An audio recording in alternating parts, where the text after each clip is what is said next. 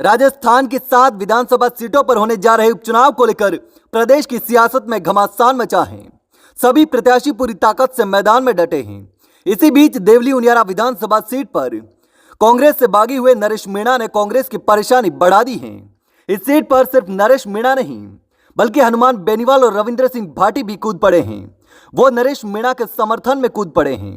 उन्होंने नरेश मीणा का समर्थन किया है, जिसके बाद यहां पर भाजपा और कांग्रेस दोनों की टेंशन बढ़ चुकी है। पहले जहां हनुमान बेनीवाल ने नरेश मीणा का प्रचार करने का ऐलान कर दिया है, इसी बीच अब शिव से विधायक रविंद्र सिंह भाटी ने भी बड़ा ऐलान कर दिया है, जिसके बाद यहां पूरी तरीके से सियासी समीकरण भी बदल चुके हैं। तो चलिए जानते हैं कि आखिर यहां पर क्या कुछ होने वाला है। दरअसल राजस्थान में विधानसभा की 7 सीटों पर उपचुनाव होने हैं। 13 नवंबर को वोट डाले जाने हैं और इसके बाद 23 नवंबर को इसका रिजल्ट आना है।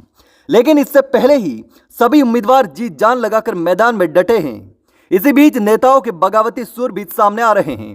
कांग्रेस के नरेश मीणा ने बगावती तेवर दिखाते हुए देवली उनियारा विधानसभा सीट से निर्दलीय नामांकन दाखिल कर दिया है और इसके बाद आरएलपी के सुप्रीमो हनुमान बेनीवाल ने नरेश मीणा का समर्थन कर दिया था और चुनाव प्रचार का ऐलान भी कर दिया।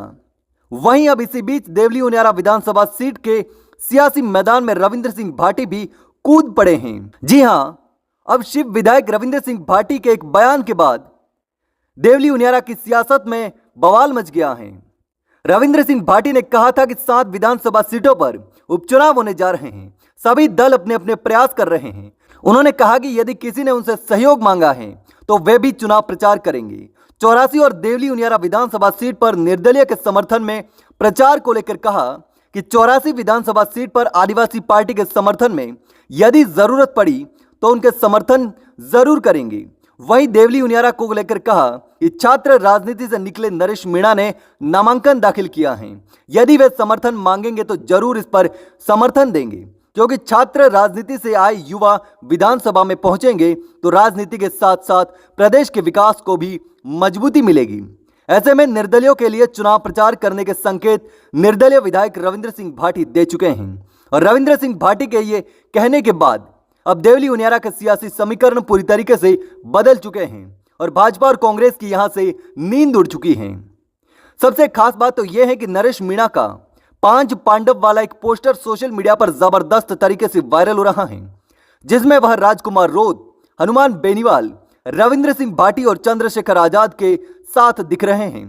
पोस्टर के जरिए उन्होंने बीएपी, आरएलपी और आजाद समाज पार्टी के साथ साथ रविंद्र सिंह भाटी से भी चुनाव में समर्थन मांगा है। पोस्टर सामने आने के बाद हनुमान बेनीवाल और नरेश मीणा का एक वीडियो भी सोशल मीडिया पर सामने आया है।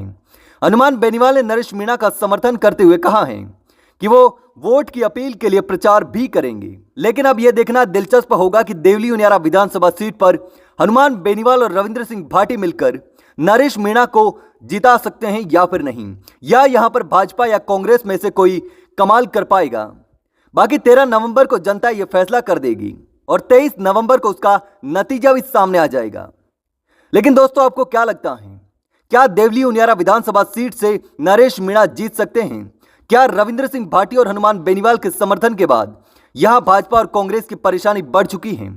क्या नरेश मीणा के साथ गलत हुआ, क्योंकि नरेश मीणा को टिकट कांग्रेस ने नहीं दिया और उसके बाद ही वो बागी हो गए हैं और निर्दलीय चुनाव लड़ने का फैसला कर दिया है? तो आपको क्या लगता है दोस्तों?